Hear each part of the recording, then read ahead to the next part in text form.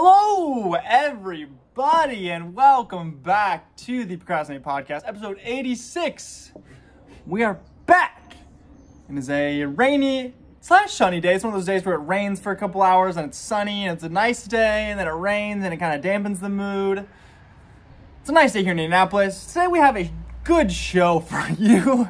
I don't even know if it's a show, but Liverpool played Man City. Liverpool are my personal soccer team. They're second in the Premier League, and they played number one in the Premier League, Man City, yesterday. And it was a close game. So we're going to talk about that, what that potentially means for the future of the Premier League as well, for the rest of the season. Also, this weekend, I filmed a 3-day event, the Paralympic Swimming, at the IU Natatorium.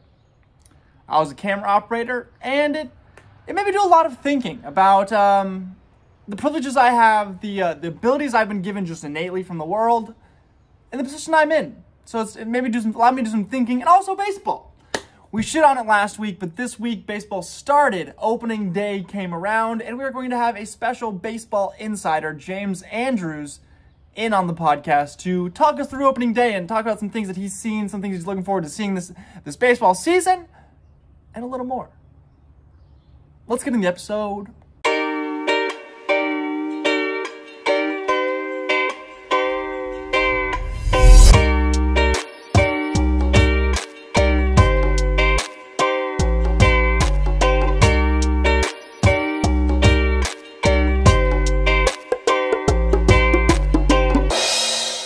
So the English Premier League, if you don't know, it is the maybe best soccer league in the whole entire world. And I apologize if you're not interested in this, but this is what's been on my mind. So, Liverpool Football Club and Manchester City. They are two teams in the Premier League. They are currently first and second in the Premier League as well. Liverpool are my team, the team that I support, my favorite team. They are second behind Manchester City, only by 1 point. And this weekend, they played each other in potentially the biggest game of the season. It was a potential title decider. Had either team come out on top, they would be sitting pretty for the rest of the season as only 7 games remain. Both teams are incredibly well coached behind Man City's Pep Guardiola, Spanish, and Liverpool's German coach Jurgen Klopp. Two of the most influential managers in world football, two of the most respected managers in world football, and probably widely regarded as two of the, if not the two, best managers in world football. Pep Guardiola, definitely. So they played this weekend at Manchester City's stadium. It was their second game they played this season. Earlier, they drew 2-2 in a dramatic game, one of the more exciting games of the season, constant back and forth action. And this game was not much different, as Man City got out early in scoring, came out hot out of the gates, scored in the 5th minute to get things underway, but Liverpool followed up quickly in the 13th minute and bounced back and were able to squeeze a goal in by Diego Jota, Portuguese striker, and then City bounced back, scoring late in the second half, or in the first half, to go up 2-1 into halftime. Things were looking a little dicey for Liverpool as they had a rough first half, kind of shaky in the defensive end. Typically, they don't concede goals like that, but they did. Came out much stronger in the second half, scored a goal early on in the second half as Mo Salah made a beautiful pass to Sadio Mane, and he slotted home the tying goal. The game would go back and forth as we got up to the 90th minute. Ultimately, there were several chances for both teams. Some teams even scored goals, but they were ultimately called offsides and removed. And it was a dramatic second half. Nobody else scored. It ended up a disappointing 2-2 draw, but it'd be hard for me to say that either team would be overly disappointed with the result, as they are both incredibly good teams and 1 and 2 in the Premier League and need these points desperately. So I kind of told you through the game. Let's talk about what this means for the season. So I mentioned that they're 1 and 2. They're 1 point apart. They're as close as they possibly can be without being tied. There are 7 games remaining, and Manchester City have a fairly easy schedule for the rest of the season. City have an easier run of games coming up as the season winds down, having to only play the only real challenge, Tottenham Hotspurs, who actually beat them earlier this season 3-2 after a world-class performance from Spurs striker Harry Kane. So realistically, beyond that game, they don't have much of a challenge coming up in the season. That's not to say they won't drop points, because a draw, if you don't know, is worth 1 point, and a win is worth 3 points. So if they win out, they will win the league, because Liverpool just simply cannot catch up. That being said, winning out is going to be a hard task just because the pressure is building. We're winding down. Any slip-up causes drama, severe drama, could potentially lose you the season. So everything matters. So it's really going to be kind of like a what are you made of kind of stretch for both teams. Who's really going to prevail in the end? Liverpool have a much tougher run of fixtures, having to play Manchester United, who are a soccer team that all of you have probably heard of, as well as their other rival, Everton, who are going to want to beat them so very badly. And they play Spurs, the tough team that City also has to play. Luckily, all three of those games are at home for Liverpool, and Liverpool does not really lose at home. So that spells well for their rest of the stretch of their games, but that's not to say they won't drop points, because if they drop points, they'll be out of the title race, likely very quickly and swiftly without cause, or without caution, I suppose. Obviously, I want Liverpool to win, but I know it's going to take a world-class performance to finish the season from them. They're likely to have to win out all of their games. Can't lose another game for sure. It's going to be an interesting couple months of football left ahead of us. In my heart of hearts, I want Liverpool to win, but it's going to be damn tough because City are our nearly perfect team. But that's what they're going to have to be to win the league. They're going to have to be absolutely perfect and finish strong. Both teams will have to. We'll see what happens. My money's on Liverpool. So now this weekend, I filmed the Paralympics Swimming World Series in Indianapolis at the IU Natatorium, a world-renowned swimming event, venue, which is something that kind of flies under my radar. So I live here in Indy. I've lived here in Indy for 4 years. I go to school here, and I've been lucky enough to visit most venues here in Indianapolis. And obviously, you know about like Lucas Oil Stadium where the Colts play. You know about Gainbridge or I don't even remember what it used to be called. Gainbridge Fieldhouse, where the Pacers play, and there's Hinkle Fieldhouse, which is historic, where Butler basketball plays here on my campus. But one that I think is not looked over or overlooked by me, but kind of flies under the radar, is the IU Natatorium. It is a very historied venue, having hosted several Olympic World Trials, having some of the most famous swimmers ever to swim in their pool, such as Mark Spitz back in the 70s and 80s. He was sort of Michael Phelps before Michael Phelps, winning hella gold medals at the Olympics, I believe at the controversial Munich Olympics. The Natatorium is a historic venue that I just don't think of. And I guess it kind of goes underrated a little bit. Anyways, I filmed the Paralympic Swimming event there, and it was a 3-day event. I was camera one, which is typically like camera one. If you hear camera one on a broadcast, it's like the wide cam. It's your game cam of sorts. So as they were swimming, I was just doing a slow pan, just slowly following them down the pool, zooming in a little bit as they got farther away from me, and then zooming back out as they swam back towards me. It was a very easy gig, tiring because I had to be standing the whole time, but it wasn't, it was not a hard job by any means. So it was a good time, and I got paid handsomely, so we'll take it, absolutely. I mentioned it's the Paralympics, and I mentioned earlier in the intro that it made me think a lot, and it did, because I am a 6'3", tall, white, cisgender, not the most unattractive person in the world, and that provides me with a lot of privilege, just being that. On its face value, I'm a step ahead of a lot of people, and I feel bad about it at times, but there are other times where I just think I just sheerly take it for granted. I just don't realize what I've been given naturally from the world. And Paralympics really made me think about that. I have all of these privileges. I can go anywhere at any time, at any pace that I physically want to.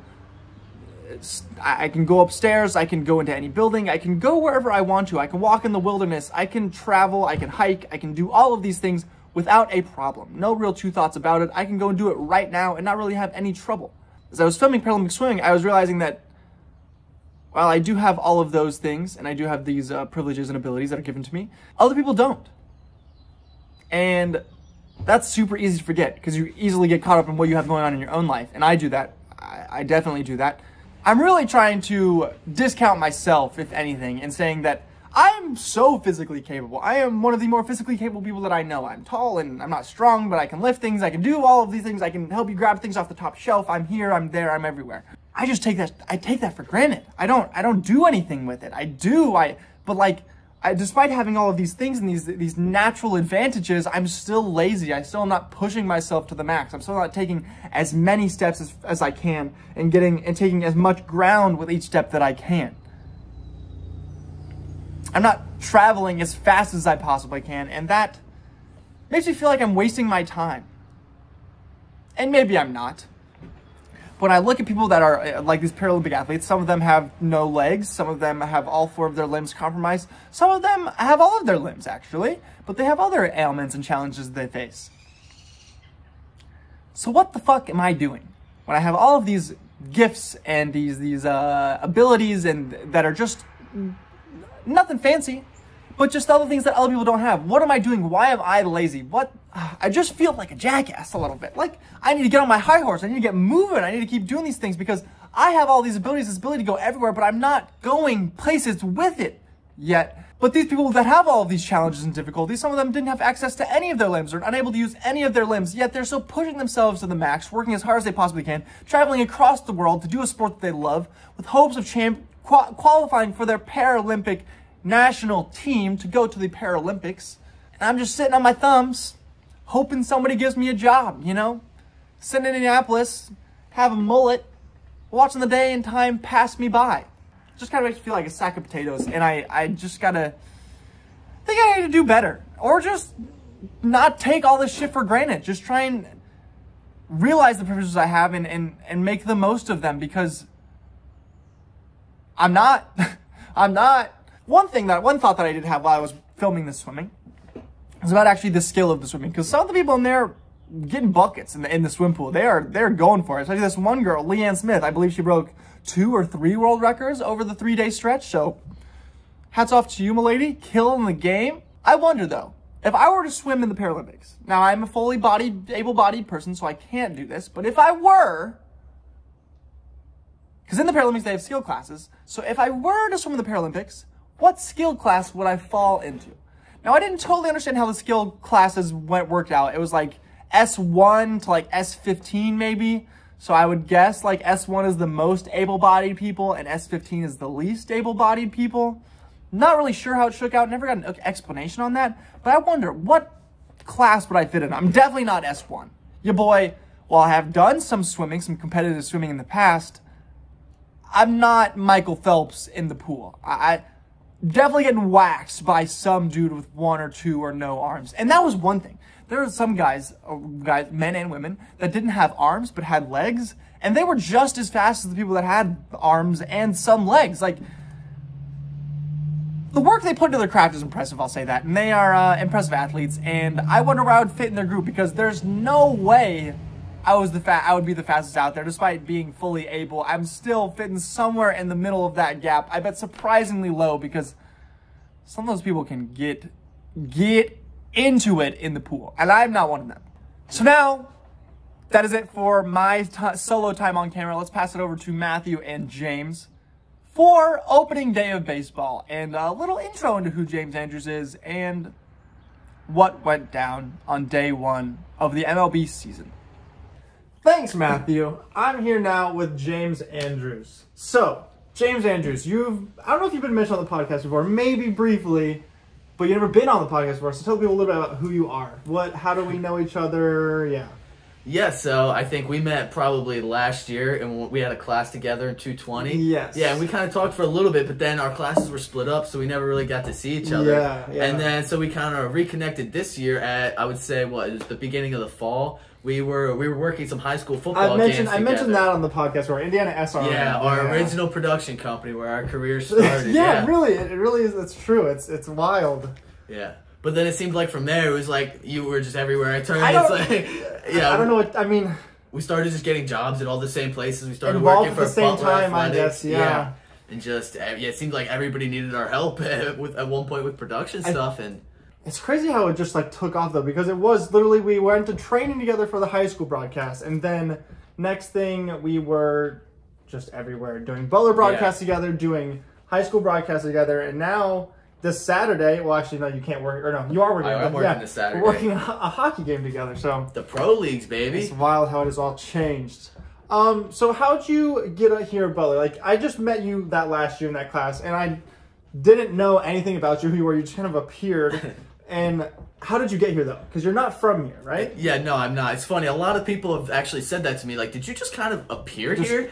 Yeah, well, I sort of did. I was a transfer student, right? Yeah. I did 2 years at community college, and then I came here to do 2 years here. So, most people, I was really expecting more people to take that route, but when I got here, like, I've only met 1 or 2 people that had taken that route. Even, like, I met maybe 100 transfers my first week here, and only a handful of them were community college students. So I was really surprised about that and felt a little alone in that pathway, you know? Yeah, it's interesting. I mean, Because, like, that's how you just appeared out of nowhere. We all know each other pretty well. I've had several classes with most people that we know.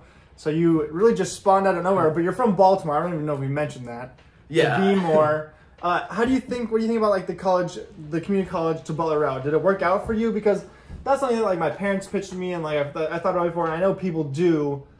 But I don't know.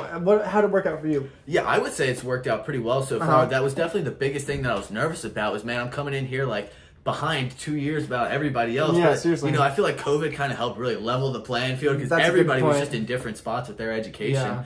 And so I felt like I've still been able to come in here and learn everything I needed to learn and what I came here for. Yeah. And then the biggest thing for me was I wasn't the best person in high school. Like, I slacked off a lot. No, so my GPA here compared to high school is just so much better, and you wouldn't expect that. Gotcha. So I didn't have, I don't have these, like, rich type of parents that can just pay for 4 years of Butler.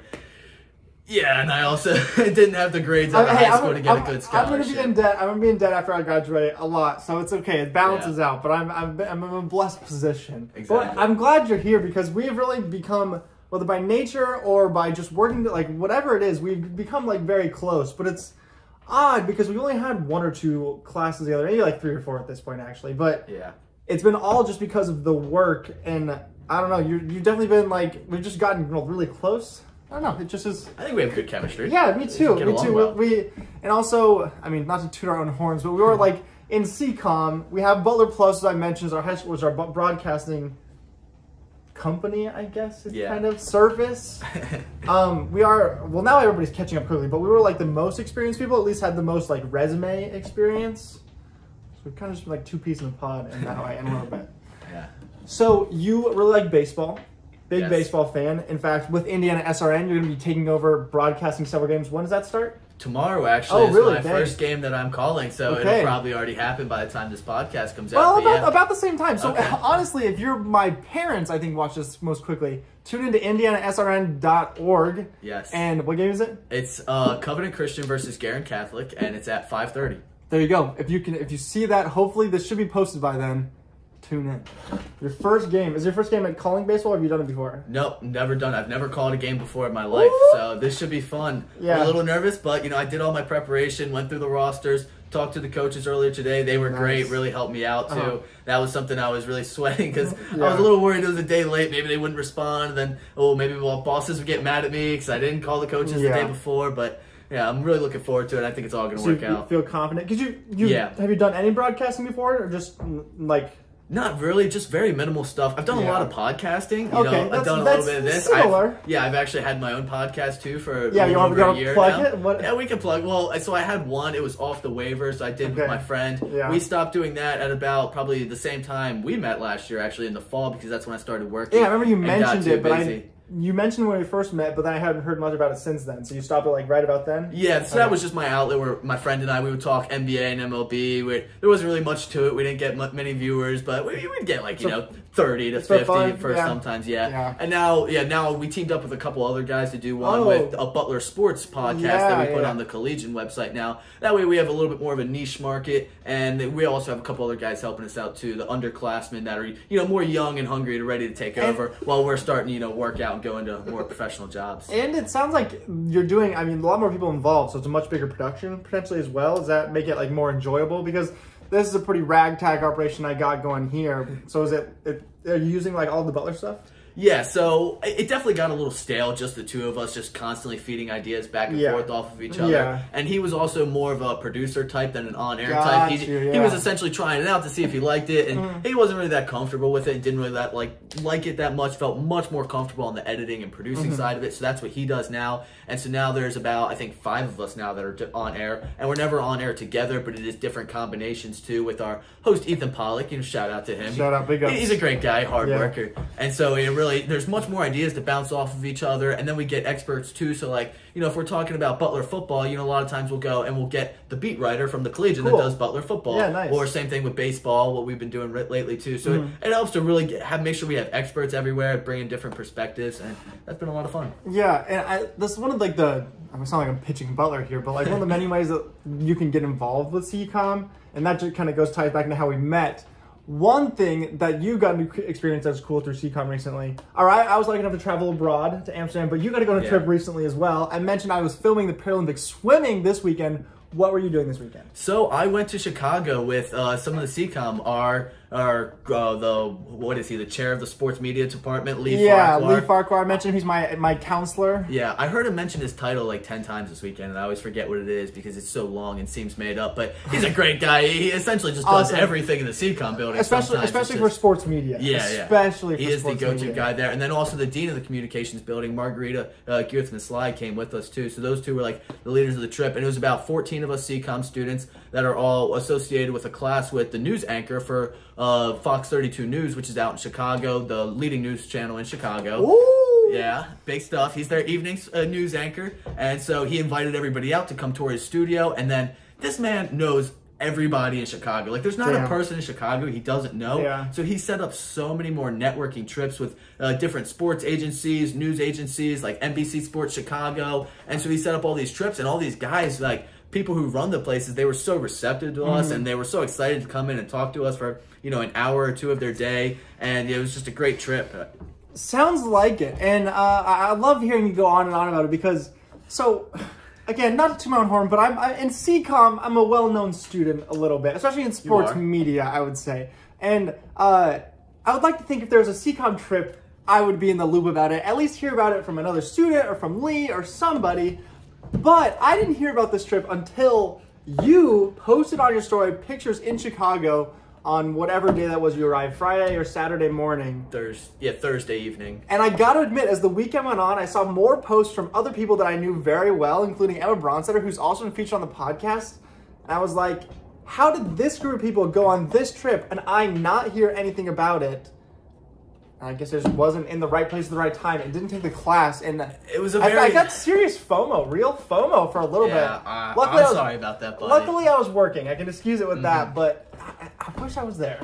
I mean, the bus ride was cramped. The weather was cold. The food wasn't good. Yeah, you didn't miss anything. We would have loved to have you there. It was a very for a person where I'm at looking in the job search, trying to get out of Indianapolis. It seems like it would have been a good place for me to be. Did I miss out on anything in that front, or was it kind of just like, here's cool things, look at this, here's this office, hooray? It was more so the latter. Okay. Here's cool things, look at this office, this is what we do here. Oh, here's Frank Thomas, MLB Hall of Famer. Come meet him, right? Yeah, that's cool. And that's awesome, but at one point I did get a chance to talk to one of the directors, which is something that I want to do. Yeah, absolutely. And I talked to him one-on-one for about 10 minutes, and that 10 minutes was probably the most beneficial part of the trip here for me. I can imagine. And that's one of the things I talked with Lee afterwards, and he said they're going to make this trip an annual thing because it was so great. Yeah. And that's one of the things that he wants to work to incorporate more is getting people more one-on-one training, or not necessarily training, but just discussions with people. That way they can network more to what they want to do instead of just having 14 people sitting in a conference room getting lectured by a few people. Yeah. So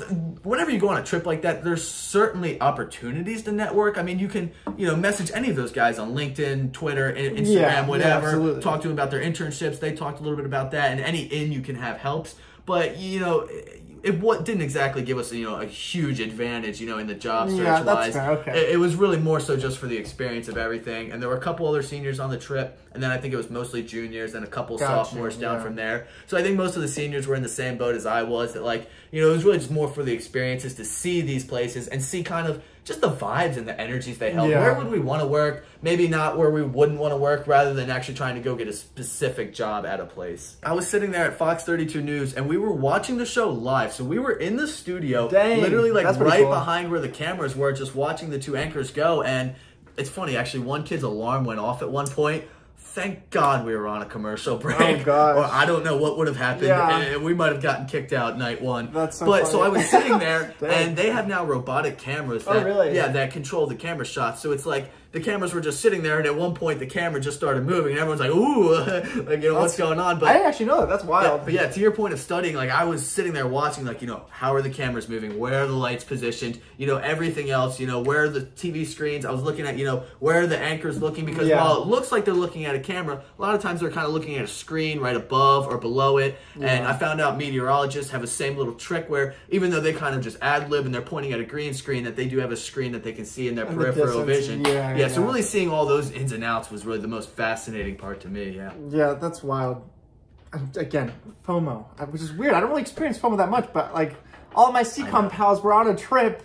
I know what you mean. I wasn't there. And I think for that reason, I feel like I didn't miss out on that much. No, they did keep it a little low key for that reason because they didn't want, 40 or 50 kids bombarding them with like, why wasn't I picked to go on this trip? Yeah. And so I think, it's something they would have loved to get everybody on, but you just can only bring so many people. Absolutely. So let's switch over to baseball. Briefly talk about baseball because you are a baseball guy, as I know, played baseball as a while. You were a catcher in your day. Not like your day's over, but not playing competitive baseball all of the time, unfortunately. But opening day, what are your thoughts about it with baseball and what happened? I'm going to be honest, didn't pay that much attention, so I don't really know, but... Yeah, so I think it was tainted a little bit in some people's minds because of the way the MLB really just exaggerated their collective bargaining agreements this year. Yeah, also potentially explain the lockout, because there was a lockout that happened in the MLB, and... I don't really know what happened. Basically, they signed the big contracts, basically the rules that they agree to play with, and it's signed between the players and the owners. It lasts for maybe 6-7 years, so every 6-7 years they have to renew it. This year it ended on December 1st, and there was so much like rift between, I guess, the players and the owners and stuff like that. There's a whole bunch of money and other disputes that they knew they weren't going to be able to get a deal done December 1st. So there was a lockout. There was, players couldn't get into facilities. Baseball ceased to exist for a little bit. But normally those things happen somewhat often, every like 7 years or so, when this cycle comes up, it happens. But this was one of the rare ones that lasted months and months and seemed to have no resolution. I actually saw it was the second longest MLB lockout in history, only second to the 1994-95 lockout, which lasted 237 days, like 3/4 of a year. This one was only like 90. They had to skip the playoffs and championship that year and everything. That's crazy. Yeah. This one was only like 97 days, so like a couple months, but even still, second all time. And baseball's been around for a while. So yeah, they finally got their crap together in like the last week of February, I think it was, like early March. So it was like a lot of articles about the end of it were like March 10th. So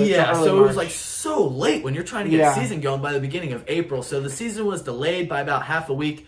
But it was still awesome. It's baseball. I love it. And there's no more COVID regulations, which is my favorite part. Because you can finally just relax. You don't have to worry about, do I have to bring a mask? Is this socially distanced? Do we have to bring a vaccine card? Am I breaking a rule right now? Exactly. Just go. Buy a popcorn and a soda. Enjoy some baseball. And we had pretty good weather, too. There weren't very many postponements the first weekend, which is always a great thing with rain this time of year.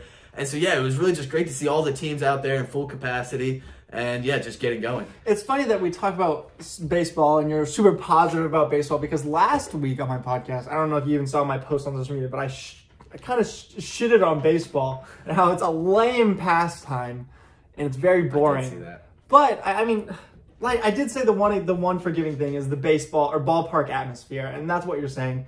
Go enjoy baseball that started because there is an aura around baseball that I think is really good. It's probably like the main draw, I guess, why it's still stuck around. Even though people don't really watch it, but whatever. Yeah, that's why they're building nets all around the stadium because, everyone's on their phones and not really paying attention. So, conked in the forehead. People don't really bring gloves anymore to baseball games. The Cubs. I'm a big Cubs, Cubs. I'm a Cubs fan. If I had to pick a baseball team, that's my team.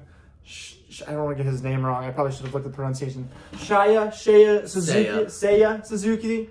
The highly touted recruit for the Japanese league. Do you know much about him? He started off well. Had a home run, 3 for 8 so far. I don't know too much about him, to be perfectly honest with you. Fair. But what I do know is that he's dubbed one of the best Japanese hitters to come out since Ichiro. Yeah. And remember, there was a certain guy that won MVP in the MLB last year, for those of you who don't know, Shohei Ohtani, who did it with his hitting. He's actually a two-way player, and that's one of the big draws with Shohei Ohtani. He's a unicorn. He's a true unicorn. Yeah, he is a true unicorn. Amazing pitcher, amazing hitter, fielder, everything. Oh, he can do it. He can do it all. But yeah, so Seiya Suzuki, he was probably the most highly touted hitter to come out of Ichiro because the way Japan works, it's a very pitching dominant league. Yeah. So you'll get several pitchers to come from Japan to the MLB every single season, but it's very rare that hitters really make that jump. It's usually the other way around of like guys who can't crack it in the MLB anymore go to Japan. Gotcha. So whenever you have a hitter coming over from Japan, you know that you're getting an elite guy. Yeah. Got you. So I have one stat that I want you to translate. You're a catcher. You're always behind the plate, and you've told me that catcher is probably one of the harder positions on the field, actually, because you kind of see the whole field. You got to make calls, make plays. look for everything, kind of look out for what's going on in the field. So maybe you can translate this a little bit. Yeah, so his swing stat, it was just, again, the little research I did, he swung at 21% of pitches and had a whiff rate of 8%. Can you maybe translate what that means in terms of, or how that speaks to him as a good hitter? And they said some of the strengths were being patient and hitting the right pitches. Yeah, so first of all, his swing rate is just how often he's swinging at each end of the pitch was. Yeah, so he's swinging at the pitch 21% of the time, which I wouldn't read too much into that statistic because, you know, if you're swinging the bat more, that's not necessarily good or a bad thing. What that tells me about him is that pitchers are afraid to pitch to him, you know? If you're only swinging the bat once out of every 5 times, that's probably because pitchers are throwing you a lot of balls because they don't want to give you anything good to hit. So that's what that means. And then his 8% whiff rate is how often that he's swinging and missing at the pitch. So for that to only be 8%, that is a very good mark. That tells you that every time he does swing, he's making contact. So exactly, he's being patient, which is what you want to do. The more pitches the pitcher has to throw, the harder it is on them, the earlier they have to come out in the game. So then, you know, he drives up the pitcher's pitch count, but then when he does find one he likes, he normally makes contact with it. So not only is he a patient hitter and like helps himself in the batter's box, but he also is adding more weight to the pitcher. So it's somehow defensive and offensive at the same time. Yeah, and the interesting thing about it is the game is completely trending in the opposite direction right now. For the reason that you said earlier, the home runs are, you know, the coolest thing. So everybody wants to hit home runs, so they're just going up there swinging at it all the time, but then they miss a lot. But, you know, so there's so much value into having a guy like that. And I'm a bit of an old head myself, too.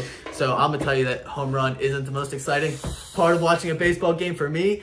For me, it is watching somebody, you know, take a very tough pitch to hit and just, you know, hit a little single out of it. And he's the type of guy that does that. He's the type of guy that wins World Series, all right? I'm a New York Yankees fan. We didn't mention that, but... From Baltimore, but a Yankees fan. Yeah, I have some family that was Yankees fans, so that's how it happened. They turned me on there at a young age. But that team, they're all built around power hitting, and they'll do phenomenal in the regular season and get the 1 seed. And then the playoffs come around, and you're facing the best pitchers, and then they all just strike out, and we lose. That's tough. So I'm going to finish with one question, which I think you may have already answered by not answering it, but hinting at being an old head. How do you feel about adding steroids to the game? Because I personally think add steroids just gets more fun. More home runs, pitchers can throw harder, make fields bigger potentially, have more fans, probably more people watching it. I don't know. Controversial opinion maybe. An old head, I would say, might be opposed to it. Do you think there's any positive to it? And I think it's a real conversation that's happening, but it's my favorite conversation. I agree that it's an interesting conversation to have because I've seen it before, and you know, it's not something you can obviously have seriously, but just for a joke perspective of like, you know, why not just juice everybody up and make the game more interesting for everybody? That's what I think. My only concern would be unhealthy side effects from steroids that, you know, some people would be hesitant to do. But, you know, maybe those people just aren't dedicated enough to their craft of baseball. So, yeah, I'll side with you. Yeah, that's fair. It would be interesting. Now, something that... Not thinking about the kids, though. How's that not gonna wind off or fall off on the kids, you know? Not a good role model doing roids. But baseball, they have been juicing the baseballs lately to make pitchers throw harder and to make, you know, people hit harder. Exactly. So to that point, baseball has kind of been tinkering itself to kind of do that. Steroids in the ball instead of the people. You know what? They don't test very well for steroids. It's one of the biggest misconceptions about the MLB is this big steroid crackdown. There really isn't. You know, the last time there was people got suspended for steroids, it's because somebody at the company who was providing steroids got fired. And then they got pissed off about it. So then they leaked it? So they leaked it and they snitched on everybody. So then the league had no choice but to suspend them. I mean, the proof was right there to the public for everybody else to see. But I've heard stories from a lot of players, or just like, you know, retired guys. Alex Rodriguez was a big guy that used steroids and has been very open about it because people know about it now. And he said, I mean, he dodged tests for years and years, where he was just, you know, doing little different things, you know, just to get out of it, and somehow never got caught with it. So roids are good then, you're saying? It's 18 plus maybe, sure. It depends how young your audience is. I'm not endorsing steroids. I think it sounds like James Andrews endorses steroids. I can see the draw. Yeah. So, anything you want to plug or mention or say before we go? Whether it's about baseball, it's about Chicago, it's about CCOM, it's about whatever you want to do in the future, whatever. Oh, man. I don't know. I'm just thankful to be on this podcast. Of course. I think it's overdue. I thought it was overdue, too. Overdue. At one point, I was watching it, and I was seeing all the different guests you had. I'm like, man, why was I never asked? You know, I was certainly honored to get that call. Yeah, no problem. And I think to speak to why you haven't been selected. I have no good reason, but it's good to have you on now, I guess. Yeah, so I guess any lasting thoughts would be, go watch the baseball this season. It's going to be fun. Ballparks are going to be full. Go out, just have a couple of beers. But seriously, though, shout out to our CCOM professors for making that trip to Chicago happen. You guys are the best. I'm currently working on carving out a LinkedIn post just to commemorate that. I feel like that's the way at least the way I can do it. I mean, that's the nicest thing you can do. Yeah. That's also I'd want somebody to commemorate me when I die. Yeah. LinkedIn post. LinkedIn post. I guess that's it. Yeah. That's it for this week's episode of the Procrastinator Podcast, episode 86. Thank you very much for watching. I've been your host, Matthew B. Stein. You've been fantastic as always. He's been James Andrews. Don't go do your homework. Yeah, don't go do homework. And we'll see you next week on next week's episode of the Procrastinator Podcast. Peace out.